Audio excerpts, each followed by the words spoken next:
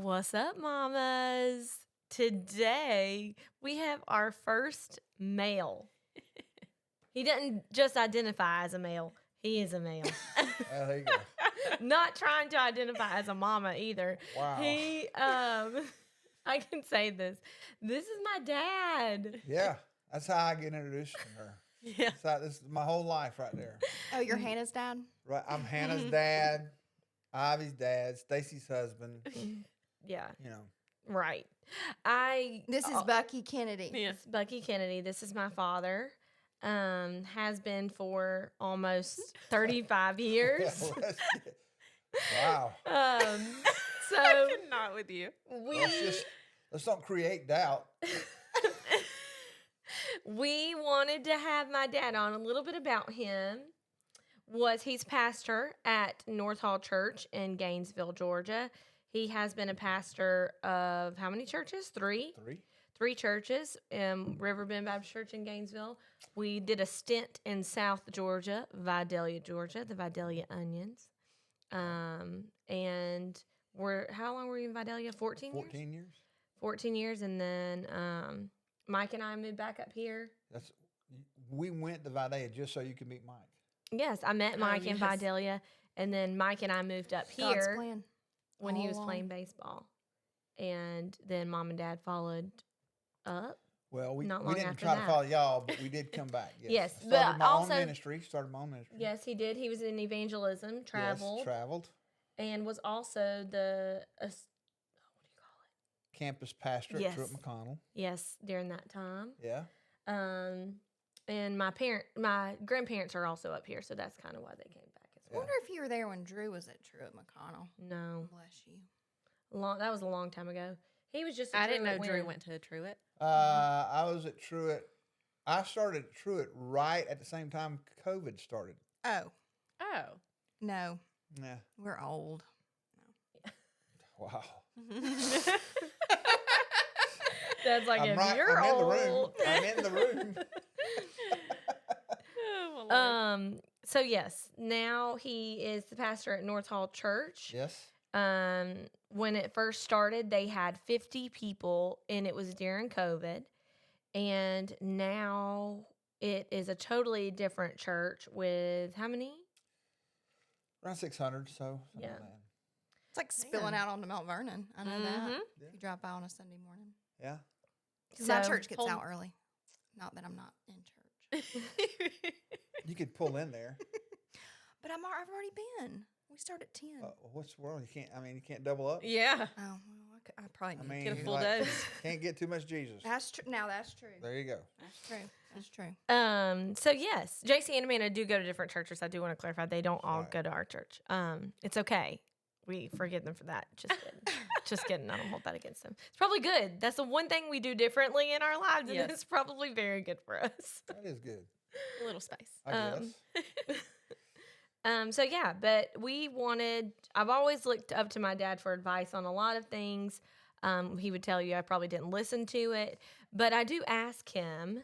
And so we thought it would be good, and it's probably going to be good for us to hear some ways of how to keep the main thing, how to prioritize the things that need to be prioritized in your life, especially during busy seasons like holidays, or if you're like us, moms in real estate, you're busy pretty much 24/7. Right.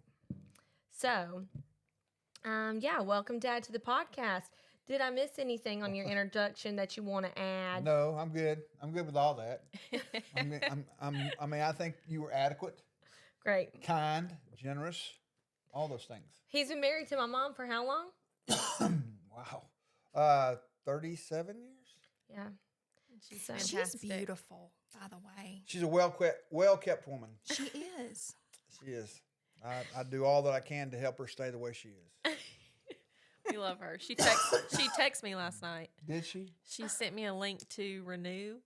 Oh, Yeah. yes. She said the real estate mamas need to She come said, to sign this. up right now. Yes. It's coming And I out. said, What's she, new? it's a new nonprofit ministry in town. It's for ladies. Mhm. She texted me last night too, right across the room. She was looking at me and texting. We should have her on too. She's a hoot. Right. She would have some stuff to say. That's for sure. But no, she invited all of us to the Renew stuff, and I said, Mom, what is January 22nd? Your granddaughter's birthday. I can't come. She was like, oh, yes. Which is a shocker in itself that That she she did didn't not realize remember a grandchild's birthday. That's the truth. She loves those babies. She does. She does. I'm very blessed. They live 2 miles down the road from me, so I am very blessed to have them help me with the girls and all the things. And yeah, so glad to have you on and ready to hear what you have to say about the priorities in your life and some tips for 2026 and Yeah. how to go in strong. And Wow, man, this is a lot going on here. start wherever you would Welcome. like. Why don't y'all start with a question? You know, it usually works this way in the podcast where you have a guest on that you have questions we thought for. you were going to be prepared. Yeah. You know, just come in here and We just just kinda start sit blurting here out and- things right here. Well, okay, so the question is, how do you prioritize things that okay, so like Charlie Kirk just had a book come out, for instance. It sounds so wonderful Right. of not having your phone on you for a whole entire day. It sounds Yeah. wonderful. In our industry, it's very hard to do so. Yeah. Okay. So what are some ways that we can make sure we're prioritizing like our kids, for an example, our faith mainly, and that if we prioritize our faith, that leads into our children's Right. lives, you know. So touch on that a little bit. Well, I think it all starts with identity. You have to know who you are. And once you get that identity then leads into purpose. Purpose gets priorities. Then that allows for boundaries. Boundaries are a big thing. If you don't, I found the only people who don't like boundaries are the people who don't have boundaries. And so they don't like people who have boundaries because they themselves don't have boundaries. And they kind of want to be their own boundary, that everybody moves toward their limits. But the thing is, you have to determine your identity. So, for instance, in real estate, if your identity becomes real estate, and then you're always going to be pouring into real estate, that's going to be where you're going to find. So in other words, you can't be happy until you've sold a home. You can't be happy until you've met with a client. You can't be happy until you're closing something. You can't be happy until you're listing something. So your identity gets all wrapped up in that activity. But that's the issue. It's an activity. It's not an identity. When we will allow activities become identities, that's where we start getting into meltdowns, burnouts, depression, because it's an unsustainable look. So once you recognize your identity, my identity as a believer, it's in Christ. So I find my identity in Him. So I recognize I can't please everyone, but I can please Him. So when my goal is to please Him, I can live in peace and contentment. And that's a big issue. Now, the conflict comes from the outside and sometimes from the inside. But when I understand my identity in Christ, that helps me determine priorities. I mean, it's just go back to Matthew chapter 6, seek ye first the kingdom of God, and all these things will be added unto you. So when He becomes my identity, He becomes my priority, and that creates this alignment of things. So you can live in a life of linear understanding, meaning, okay, God first, family second, job, whatever, where you go down this list and check it off. But the problem is Christ is preeminent. He's first in everything. So it's not that, okay, I get to check my Bible reading quiet time off the list. It's done. No. He wants to be first in that. He wants to be first in your family. He wants to be first in your job. Why? Because that's who He is and that's who we are. Our identity's in there. And so once again, you establish identity, you get purpose, you build boundaries, your priorities. It all generates once you understand identity. And I guarantee you, like, and I've seen it in my own life, I've seen it in Mike's life, like I can tell when he's starting the day in the Word. You know, like your mood changes. I think it's like you're reminded of what your purpose is, especially if you start that in the morning. You're reminded of why you're doing your day to day, just for Him, not for anyone else, you Right. know? And I think that kind of like, I struggle with that in our business is because like, I feel like I'm always having to respond to my clients right away. Like if I don't respond in an hour, or if they have texted me and I forgot to text them back because I was doing something with the girls, I feel like I need to be sorry, but it's okay. They're okay with waiting Right. 2 hours on a response, you know, but I'm not living my life for them. I'm living it for God, and I shouldn't apologize if that's how I'm living my life, you know? Right. Well, the real estate world is so hyper competitive anyway. Yeah. Oh, yeah. I mean, you live in this deal. If I don't call them back, somebody else will. Right. You know, and so there's there are standard practices that you all have to live in. But again, you have to get to a place where your identity is not wrapped up in that world, where you can do the best practices, and so you've got to determine, am I trying to be the best real estate in the area, the best real estate agent in the area, or am I doing what I can do with excellence in a way that helps support my family and allows me, because listen, I've listened to your show. The reason y'all got in real estate is the flexibility. You love the flexibility. Now, here's the thing. Oswald Chambers has a great statement. An unguarded strength is a double weakness. So you can get into it for the flexibility, but if you don't guard that flexibility, then it becomes the greatest weakness. 100%. True. I mean, if you have to realize that and just recognize, because if you don't, you're going to beat yourself up over every lost listing, lost sale, or whatever. You have to remind yourself, wait a minute, I didn't get in it to be in the $2 million club or the $1 million club. I got in it because it allowed me an opportunity to create income and still be flexible enough to take care of things that I wanted to in my family. If you lose sight of that, and it's easy to get sucked in because, again, real estate is an ultra competitive marketplace. And if you don't keep that boundary in place, nobody else will. Right. That's so true. And It's it's so go ahead. it's so it's so easy in our world because everyone's posting top 1%. I'm in the top 2%. I'm the top producer, and you're like, dang it. But that's not. I mean, that was never my goal. That was Right. never my goal to be the number 1 real estate agent in Georgia. Never will be. And it's everyone's rewarded by how much money you make. You know, Yeah. like in this business, it's like you get a prize for selling over whatever your company set your goal to be. And I think at our last brokerage, I think we felt a sense of relief when we left there because nobody was telling us like, you need to be at this meeting, you need to make this amount of money. Like, and no one told us we had to make a certain amount of money, but there was still pressure of, are you working today? You know, like, and just being able to be free, and to be the flexibility that we've always wanted and be happy for what we accomplish, because what we accomplish is more than we ever thought we could. Oh yeah. But I think you also have to understand that attitude, the fact that y'all are caring and you handle your clients so well, is what makes you attractive to other clients. So in other words, people want what y'all offer because it is a rare commodity, because you're not out there in a manufactured state where you're just producing sale after sale after sale. You actually want to serve your client well. You actually want them to get the house they want or to sell the house they want for the price they want. So you're invested in your client.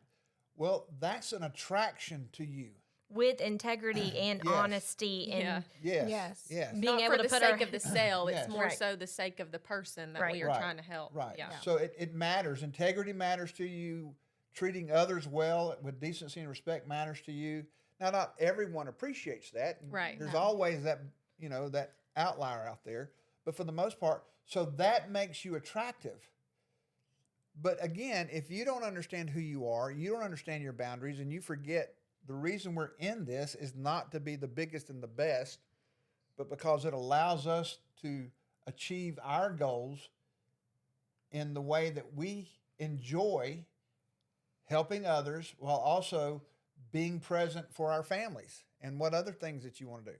Now, if you lose sight of that, that's where it gets messed up. And you Yeah. have to constantly remind yourself of that. daily That or that Yes. burnout you mentioned, yes, that has happened to me. I think all of us, but definitely me. Yeah.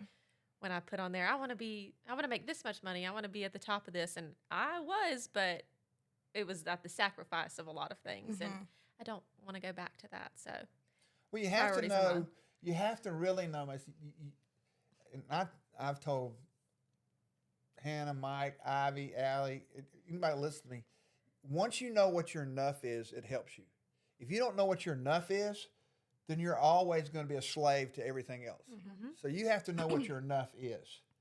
You know, financially, whatever.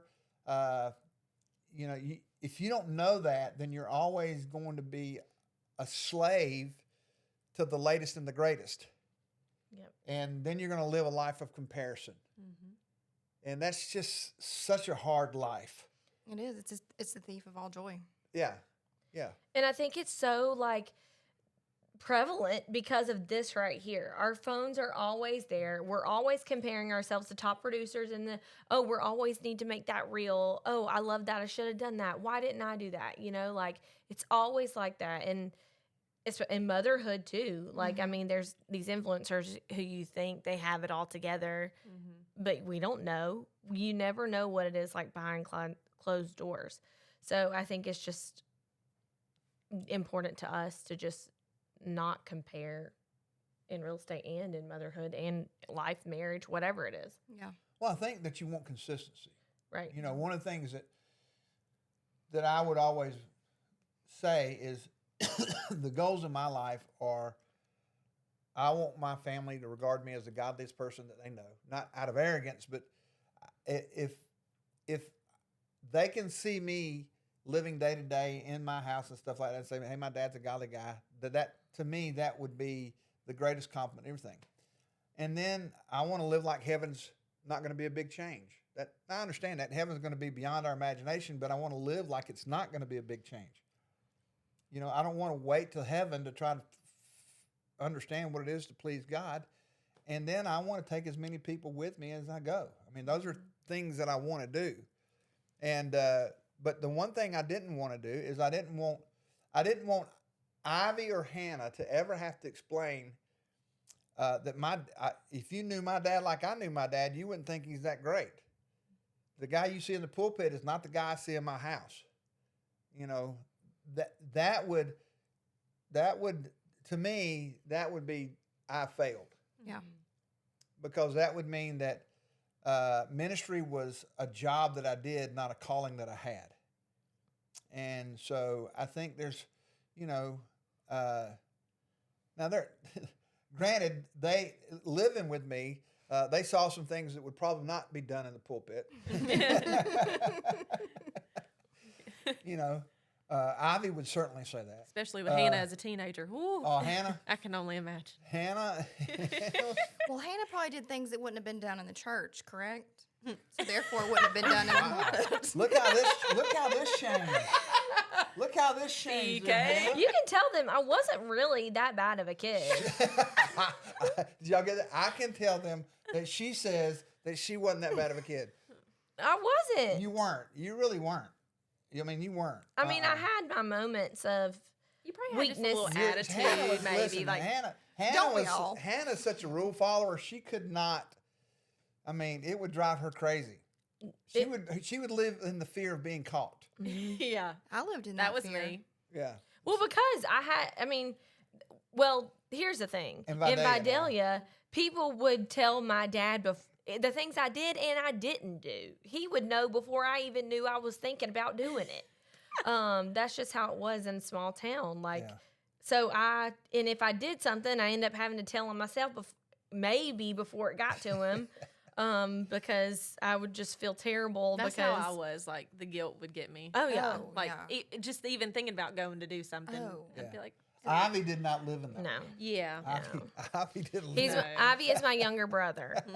But yes. Yeah. Allie was on the podcast not too long ago. That's his wife. If you haven't listened to that podcast, you need to get back and listen to it. Yeah. But no, one story, I will tell this story.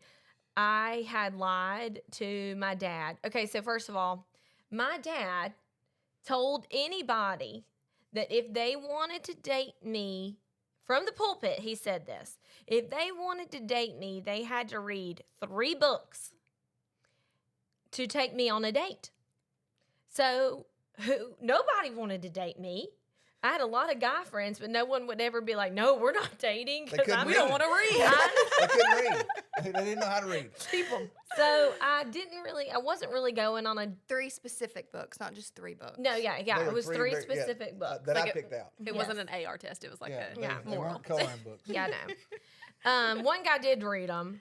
Yeah. But then that didn't work out. But Mike didn't even have to read them. I will say that. Because you were in college. Yes, I was old enough to make my own decisions. Yeah. I think you should read them. 2026. It's never too late.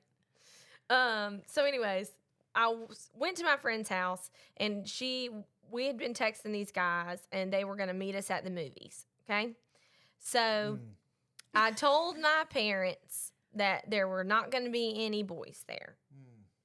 And so we get there, we're just hanging out at the movies, sitting by this guy, and my friend sitting with her friend or whatever.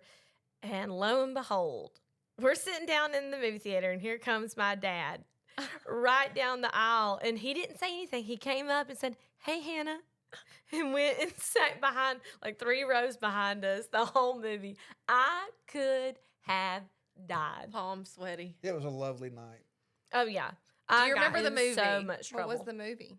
Christmas with the Cranks. Oh, I'm I surprised will you remember forever that. remember. Oh, no. I probably don't remember anything about the movie, but I know the movie that we were At at. least it was a decent movie. Yeah. It wasn't like At the 50 time, Shades of Grey or but something. actually, oh Lord, no, I knew better than that. At the time, Christmas with the Cranks was like PG-13, and it wasn't. I wasn't really allowed to go see PG-13s unless they had seen it first, But yeah, it was not a good night, and I don't think I ever did that again. Well, it's a memorable night. I can tell that story. Y'all can use that one on the girls. Oh, for sure. Yeah. Look at all the material I gave you to raise your children. Yes. I know. Raise girls. Yeah. Yeah, but the world is completely different than Mm-hmm. it was when I was growing up. parenting Thankfully, itself. I mean, what are y'all doing? I mean, you're talking about this thing of balancing stuff. It's not just the sales world. I mean, it's in your family life. Yeah. I mean, you and Hannah, you've got dogs over there, Mason. Yeah, JC. well. JC has dogs, but they're girls. They're girl Yeah, dogs. they are. You've got they girl are. dogs. That's But, even and- worse. but bad, one they're day bad. we're teaching her everything that we know, and she's also looking at us and being like, "Oh gosh, I'm well, not gonna do I'm that." afraid, like, my mom, my parents, like, I was too scared to do anything because I didn't want to disappoint them. And, like, I Yeah. respect them, and I still do, so much so, like, it would just be a look. And I'd be like, I'm sorry. Yeah. My dogs, my children know that look. And I'm like, hopefully my kids do, because I do believe in spankings Well, for my Carson, children. So. Carson knows that look as well. Yes, he does. He does, in fact. Sorry, There Carson. you go. But even in that, I mean, so y'all are in a highly competitive field in real estate. Then you put into a culture that is pressurized in parenting and child rearing and activities. Stacy and I talk about this all the time. I mean, we were on the front side of all things travel sports, youth sports, stuff like that. It really wasn't in play then. And then we had already made a decision that we wanted our kids for the summer at least through middle school. So in other words, we really wanted them to have their summers, and we wanted our summers with them. But now it is 24/7, 365. Oh, yeah. And to the pressure of it, and this idea that if you don't allow your kids to participate, they're going to somehow suffer some type of lasting damage. And again, it goes back to identity. You want your children to understand their identity in Christ way before it becomes an identity in something else, an activity, some type of hobby or whatever. And because that identity is so precious and so valuable that the sooner that you get it, the more apt you are to understand purpose and then your boundaries. And you have to have boundaries. If you don't have boundaries in your life, it's going to be anything goes. Whatever is hot at the moment becomes the thing necessary at the moment. And there's always something to do. I mean, it's just, we don't lack for opportunities to do something. Yeah. So I know in the church world, I've seen it change over the years. Used to, churches operated by the school calendar. I mean, we knew when holidays were, we knew where vacations were, we knew where times were going. We knew when people were going to be available and when they're not going to be, all this kind of stuff. That calendar is out the window. I mean, yesterday I was at a local restaurant in town, and there were 4 or 5 kids that were juniors, and they were sitting there eating lunch. And I'm going, y'all don't go to school? Yeah, we're online. Mm-hmm.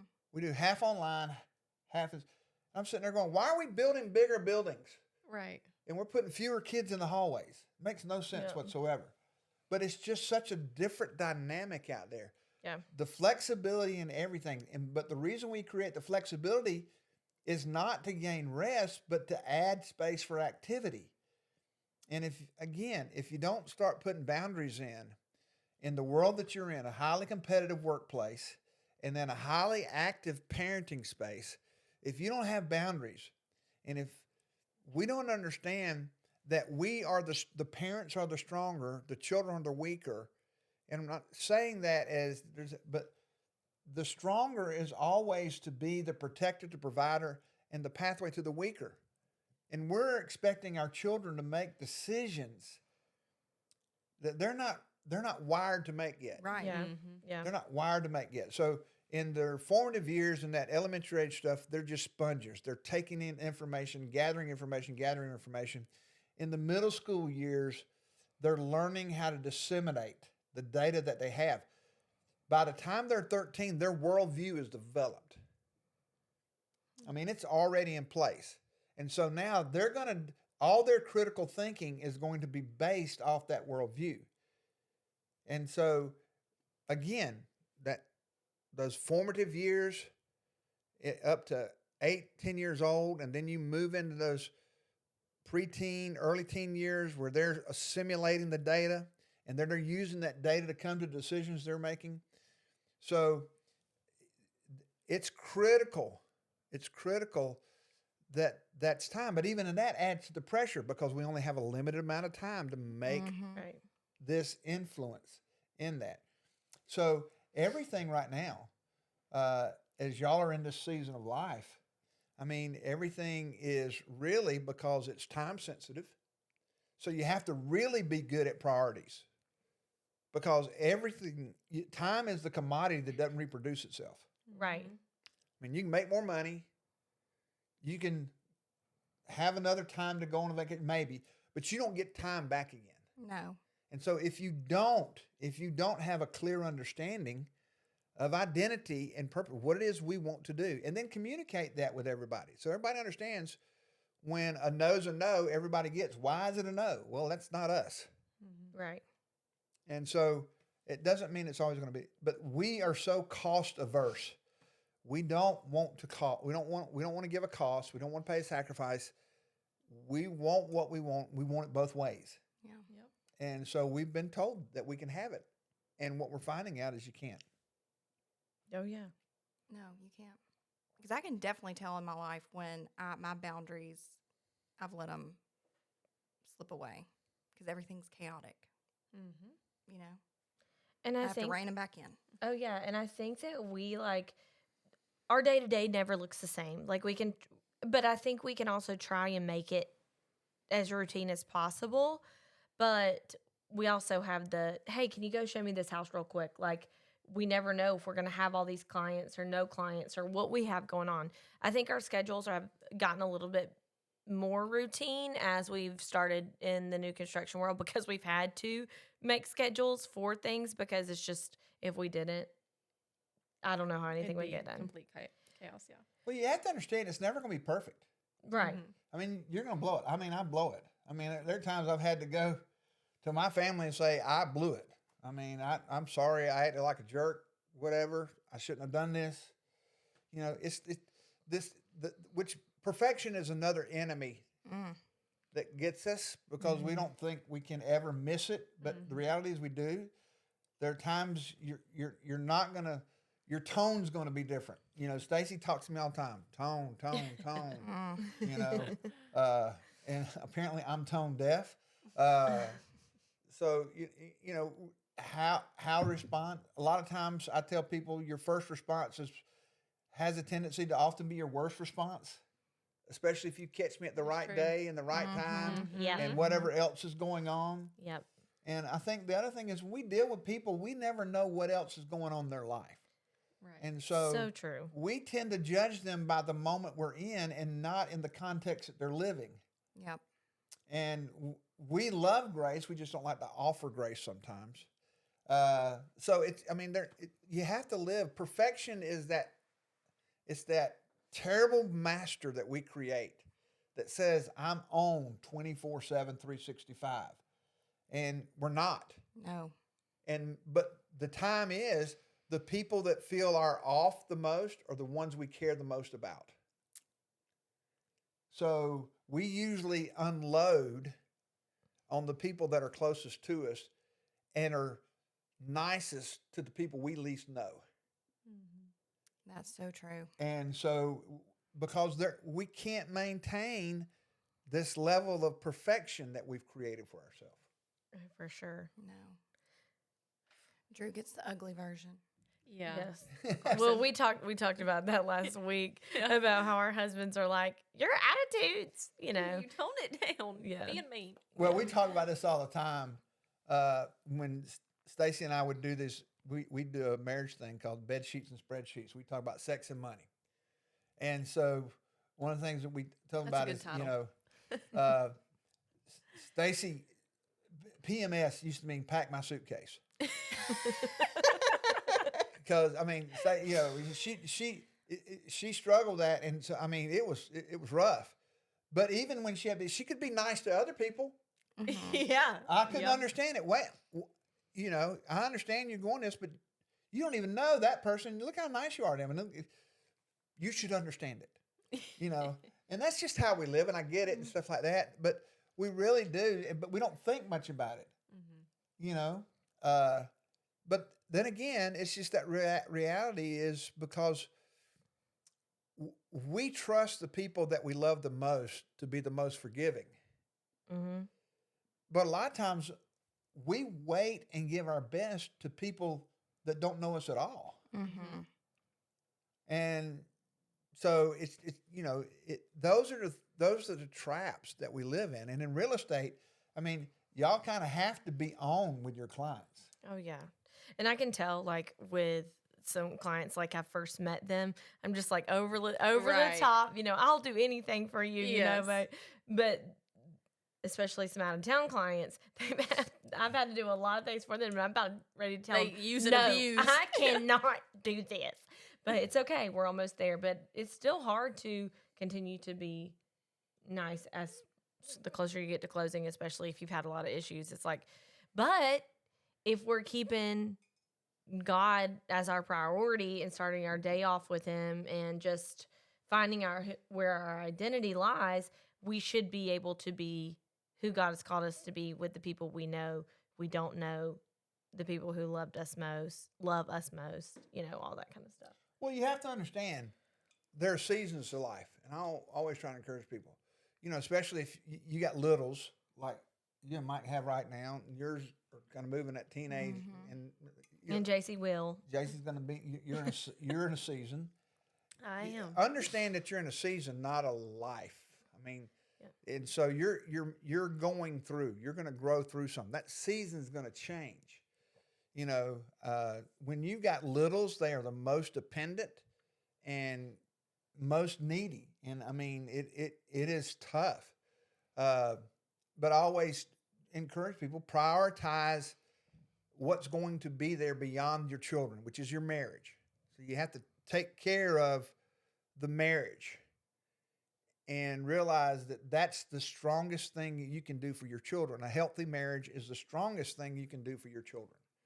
Because it's going to go beyond that. What you don't want is the kids get out of the house, and so many people are divorcing. I forget the name of it's called, the gray divorce or something like that, whatever it is. Oh, I've heard of this. And so what happens is these people are getting divorced because their kids are out of the house, and they don't know what to do with their marriage. Mm-hmm. Right.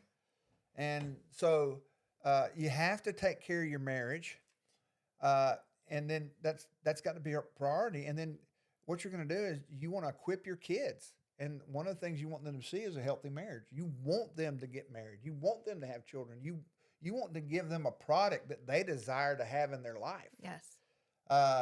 So, I think that, but you have to understand the season. And we get so caught up in it's never going to get better. Mm-hmm. No, those kids are going to grow up. Yeah. And, Oh, yeah. but if the focus is on just surviving, I mean, how many people do you know? They think they've done a great job if their kids get out of high school without ever being arrested, ever getting pregnant, being on drugs, addicted to something. We've made it. We did it. We did it. Instead of sitting there thinking, hey, I've raised a child that loves God, that wants to serve God, that wants to do that which is pleasing to God. Mm-hmm. Because that's what we're called to as Christians. Not just to help our children survive so that they can live to hopefully get married or whatever, but to thrive in understanding that, hey, we're raising up a warrior. We don't want you to just understand culture. You're going to be countercultural, and you're going to be comfortable being countercultural. Right. That doesn't mean they have to look weird, but it does mean that they have to understand truth and what it is to live in that world. And again, it's helping them understand. One great parenting advices that Stacy and I got one time was by a lady named Patty and Wayne Howard. Love them to death. So we were trying to figure out, we watched how they were raising their children, and they're doing a great job. And I said, how do you help determine what you allow them to do? And she just said, listen, we tell them, make it very clear. It's not that we don't trust you. We don't trust the situation that you could be in. Yeah. And if we don't trust the situation, you're not going. Right. Has nothing to do with our trust of you. It has everything to do with our trust of the situation or the circumstance. And that just helps us. And as parents, your kids may push back on that. Lord knows I did. Yes, you did. But I also, looking back at it now, I'm thankful because I know those situations, because I'm older now. I have life experiences. I could see what could have gone wrong in that situation. Yeah, where's that guy that you were in the movie theater with? What Yeah. would have happened then? What's he doing now? I mean, where could we have been right now? We wouldn't be here. We wouldn't be here, that's for sure. Mike been Parker. In a crack house down in Toombs County somewhere. No, that's funny because the other day Carson was like, he was joking with his mom, and he was like, yeah, where would she be if we hadn't met? And I was like, probably in a trailer park with 7 kids and sitting on the front porch in White County. In White County. White County up there. Yeah. It'll dip to you. White County did a step up from Toombs County. Nickname for Toombs County is Bloody Tombs. Yeah. Ooh. Yeah. It's crazy. It's got some crazy things down there. Well, South Georgia's like the wild, wild west. it is. You But never it's know home. what you're gonna get. It's home where I grew up. It is. Dad isn't it? would move back to Drew's from South Camilla. Georgia. Huh? Drew's from Camilla, or his family. That's South Georgia. Now, I'm southeast. Camilla's South Georgia. Mm-hmm. Yeah. I couldn't handle the naps. Flatlanders. My hair Yes. would be. His family can't handle the mountains up here. But Which I'm like, so yep, we they're see hills. a trend here. We see a They're trend hills. here that the mountain women are having to come to the flat land men in order to find real ones. Except for JC's Carson's a North Hollian. Yeah. Well, I mean, there I are only have outliers. traveled. You came They're out of the outliers. mountains. Yes. There are outliers out there. Outliers. Yeah. No, I was gonna comment on something that you said. Now I can't remember what it was, but a lot of people have said or not a lot of people, but a few people who have deconstructed their faith that I grew up with, or people who don't believe the same as us anymore. That the reason I believe what I believe is because of how I was raised, and I don't know any better. I just haven't looked at elsewhere. And I got so mad when someone said that to me. And I was like, are you kidding me? If you think that is the case, then you haven't experienced the love of Jesus at all. You haven't done your research on why I believe what I believe. And I am thankful that my parents did raise me the way that they raised me. And I hope that my girls are thankful for the way, because we're teaching them how to go through life. We're giving them the best playbook that has ever been written, and especially in the world today, how do you deal with all of this? The only way we deal with it is through Christ. And how do you find your identity? Here you go. The whole world is telling you where your identity should be. Yeah, what So you should as look long like, how you should act. Oh yeah. And if you as long as you do like find your identity in Christ, he gives you the security blanket you need kind of thing. But I would say this too, and watching you and Mike and Allie and Ivy, when you get to watch your children parent, and there are times I sit there, man, they're so much better parents than I was. I mean, they do. I mean, watching you with the girls, watching Mike with the girls.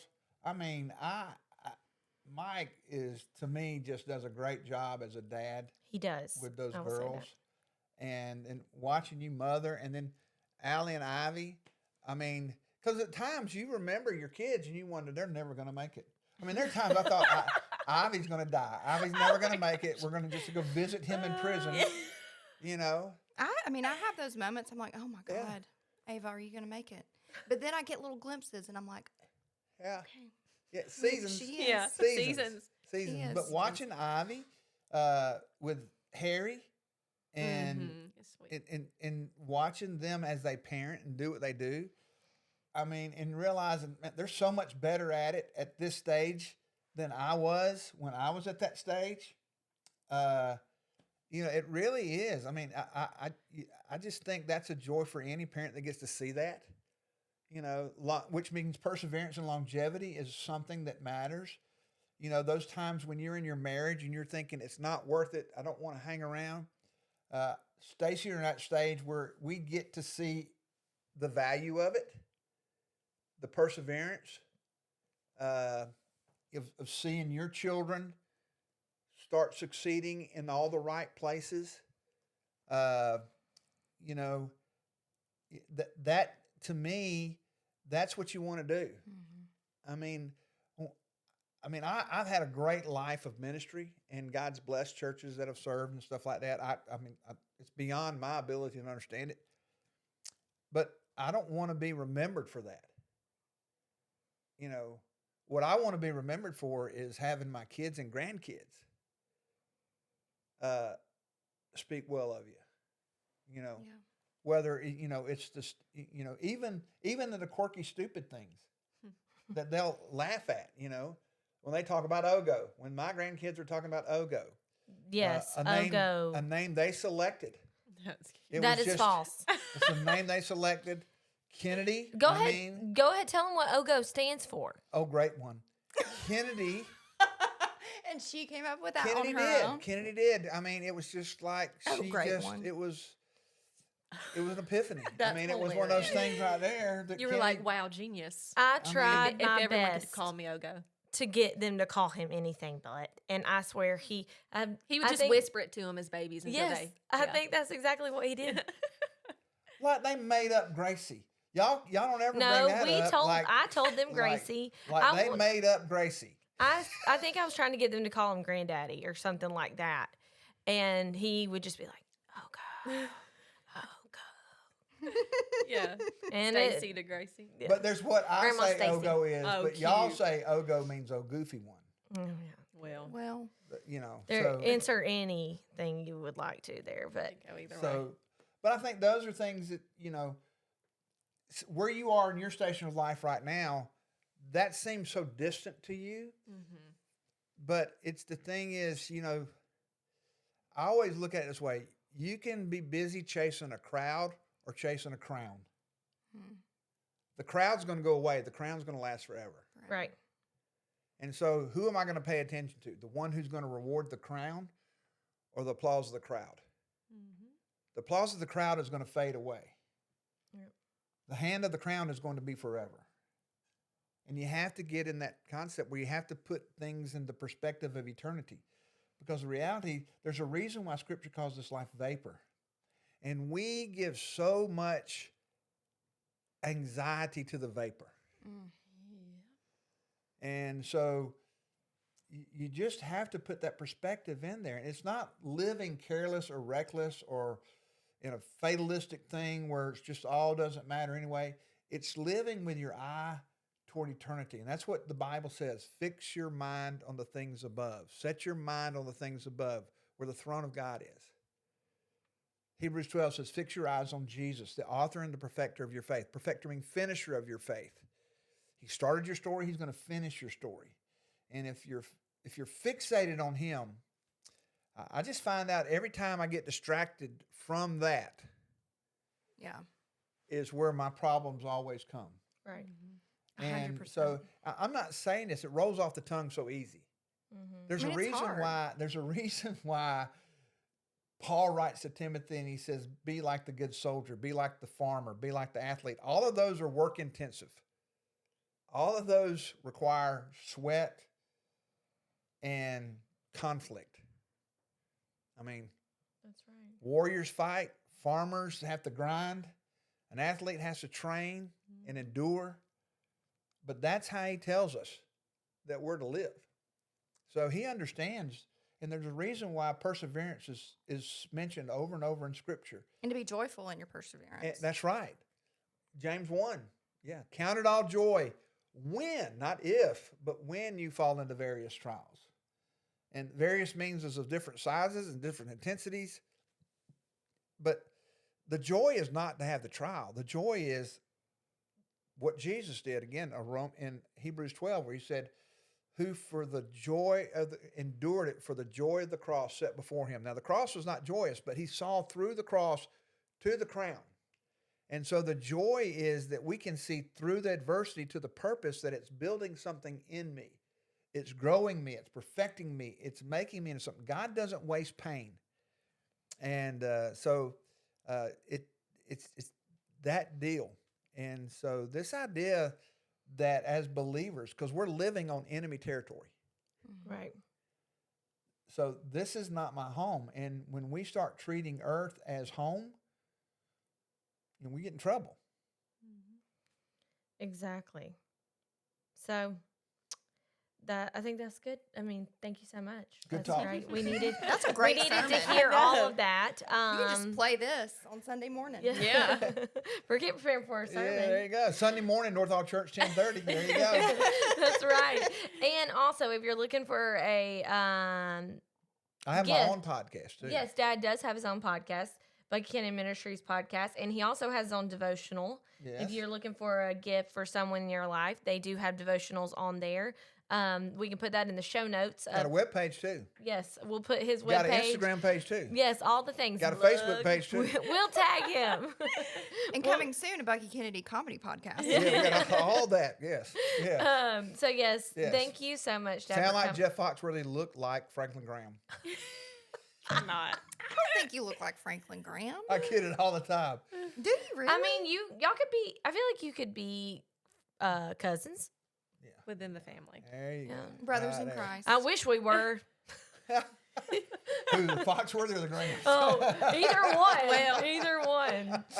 funny. No, but this was great. Appreciate it. Also, any other? I know there's a book called Boundaries. that, Yes.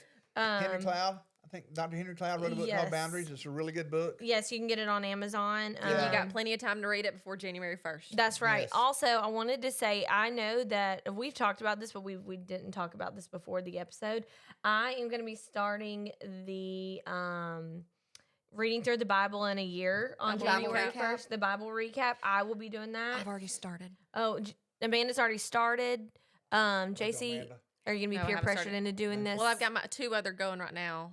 Okay, well, anyways, That'll be I'm done. going to start Way to this go out there on. dropping 2 when everybody Right. else talking 1. I love how you done that right now. But you're not I got my competitive. Advent going, and I've got my She's Bible not study going with my competitive at girly all. group. So But anyways, I'm going to start that on January 1st. If any of the real estate moms are interested in doing that, make sure you're a member of our Real Estate Mamas community on Facebook. you have to put which one you got out there again. Yeah, I got the just. I'll send you the one Brooke sent me. You sent me the wrong link. Yeah, I sent her the wrong thing. I got the right thing, but I sent you the wrong link. So It's my Brooke, fault. help me out. I have the right She did. one now. Brooke was the one. Shout out to Brooke, my friend. She did My it. stylist. Yes, Dad's about to go get his haircut right now. But she did it, and I was encouraged by what she said. And you want the spiral bound, is what. Actually, Brooke, Oh, here we go. She got sent me the leather. She sent me the link for the leather-bound Bible book, Oh. and it's got it all in there. Now I've got the workbook too, and they The also bougie- have, and it's pink. Hey, here's something I would say, just as we close out here. People always ask me this. I would say get you a literal Bible to read, because Yeah. the temptation is when you go to a digital platform on your phone or iPad or whatever, Yeah. the temptation to scroll to something else. For sure. You get a Yeah, notification. notification. It's like, Yes. oh, Yep. hang on. Yeah, Yep. so I always say, and I say this to our folks at church. I mean, I understand we're in a digital world, but bring a physical Bible with you, Right. because the distraction is always before you. Right. So when you Always. have that Bible in your hand, it just removes a distraction. With the Bible recap, Tara Lee Cobble, I think it's who it does. She has a podcast that goes through what you've read that day as well to like help Yeah. explain stuff that maybe you didn't understand. So I'm looking forward to doing that. I've tried to read the Bible through a year. Mike and I started it last year. I think we made it till March and got into that's the when I feel. whatever all these names, and it got a little not boring because the Bible's not boring. Son of, Numbers, but First all Chronicles, those like where they get to genealogy and yeah, stuff like that that. was a little Yes. rough, and I think that's Can't when I pronounce fell them. off. Yeah. But I'm gonna really try and do this. I think Mike's gonna do it with me. He doesn't know it yet, but he said I just yes. make up names. Like, Yeah. I can't say they're them. definitely not right. I That's- do when I'm preaching. I come to a hard name and say hard name number 1, hard name number 2. He does. There's no need to try to pronounce that name. Yeah. No, I mean, Like, I just can't. yeah, it doesn't make Same with me- medicine. Like, I don't I speak can't Greek. give that- I know Right. people that can pronounce the names and it makes them look smarter, but they're not. no. Half the No, they're names not. of these kids But- these days, I don't and know then how to when they pronounce either. say it, I'm sitting there going, "Did you really say that right?" I mean, you spend a little too much time hooked on phonics. Gosh. I mean, Okay. Well, thank y'all. We've had a great year this year. This is our We last podcast of the year. Do y'all want to say anything? no, I'm just looking don't forward think to so. the boundaries that we will implement Yes. so that we will not take an unintentional 6-month Right. hiatus again. I always get excited for the first of the year because I'm like, I'm going to stick to X, Y, and Z, but like I have no follow through nor discipline. You should pray for me on that. we can stay after for a little bit. I encourage you to do this. When you come in a year, and so I told our staff this, and I'll tell our church this Sunday, is have a word for the year. Mm-hmm. Like, I'm pretty much locked in on my word for 2026 is resolve. Okay. So my word for 2025 was faith. Mm-hmm. And so you find that you find your word for the year. And that's your word for the year. You're praying it, you're looking at it, you're in the word about it, but you find that word. Mm-hmm. And pray and ask God to put that in your heart and mind. And it's not a hack. It's just something that in the forefront of your mind that says, what did I say I wanted to live in this year? And so this year for me, it's resolve. What I are like you that. resolving? Well, I think there's a thing like last year was faith, is believing God to do things that were impossible or at the time inconceivable. For us at a church, for instance, we were in a place we needed land, we needed opportunity, and y'all are in real estate. Large tracts of land in North Hall are Yeah. non-existent and way beyond expensive. Astronomical. Yes. And so we just started. It just wasn't there. And then lo and behold, God worked one thing after another, where there was a 31-acre tract of land right next to where we are that was sold to us for $1 million, which is pretty good up here. Mm-hmm. And it's Really good. lake. It's not on the lake, but it's close to the lake. Our property is And on the lake, then, the I church's. mean, just praying and asking God to do the impossible, what seems to us to be impossible. And From a worldview, that is impossible. Large yeah. tract of land. So you sit there, and now the resolve is, okay, we have the land. Now the next step is resolve to carry through that which God's brought to you. So in other words, we always ask God for provision, and then He gets it. We go, oh well, it's beyond the provision. Now you gotta steward that gift of faith. Right. Now the resolve, and still demands faith, because I mean we're 30 million away from, and we don't want to go in debt. So here's the big faith thing. That's another impossible thing. I mean, to the world, how in the world are you going to build without going in debt? Well, I'm resolved in the faith that if God's made everything else there, then he'll make, everything else has been provided. He's dropped the crumbs along the way. Mm-hmm. So why in the world do I want to quit following the crumbs? Right.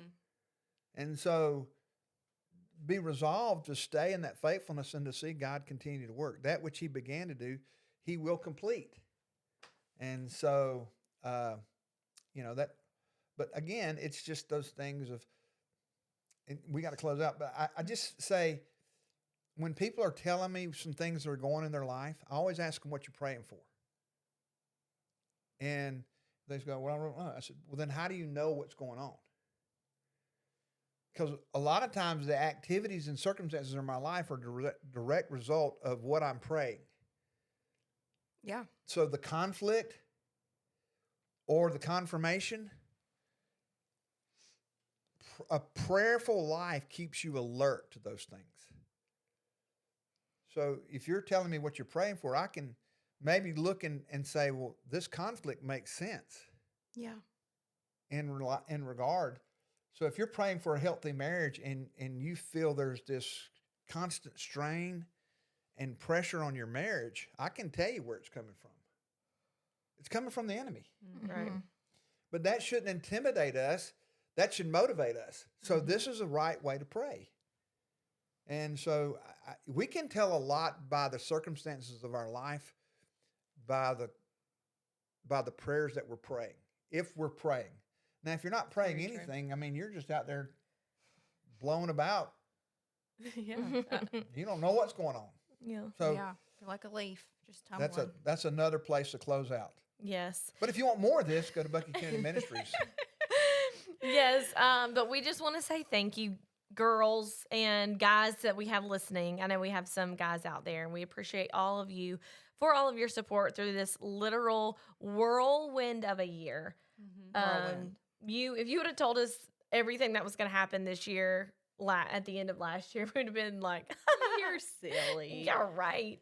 But it's all been we've been blessed beyond anything that we could have ever thought in Real Estate Mamas and Collective & Co. And we just want to thank y'all so much for all your love and support through everything and sticking with us. Hopefully you've stuck with us in the 6 months that we took off. But we just love you guys, and we hope you have a very Merry Christmas and a wonderful 2026. And we can't wait to see how God uses us, how God uses you, and in 2026. Yeah. And Where will we be at this time next year? yeah, we can't It'll be wait. fun to look back on. Jesus is coming soon. Dad. Morning or night. Yeah, Dad. We'll start singing. So yeah, thank y'all so much, and we just love y'all. Yes. And until next time, mamas, keep crushing it at real estate and at home. Merry Christmas. Merry Christmas.